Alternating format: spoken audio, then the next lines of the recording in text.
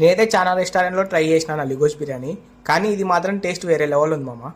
ఈ బిర్యానీ ఎక్కడ ట్రై చేసిన అంటే ఆందిగో రెస్టారెంట్లో ట్రై చేసిన. దీని లొకేషన్ వచ్చేసి గుత్తి పెట్రోల్ బంక్ దాటినాక హ్యాంగ్ అవుట్ వస్తుంది. అక్కడ నుంచి ఒక 200 మీటర్స్ లోపల ఉంటుంది మామ ఈ రెస్టారెంట్. అంబియన్స్ అయితే చాలా ప్రీమియంగా ఉన్నాయి. ఆల్మోస్ట్ ఇక్కడ అన్ని వెరైటీస్ ఆఫ్ ఐటమ్స్ అనేవి అవైలబుల్ ఉన్నాయి. ప్రైజెస్ మాత్రం కొంచెం ఎక్స్పెన్సివ్గా ఉన్నాయి.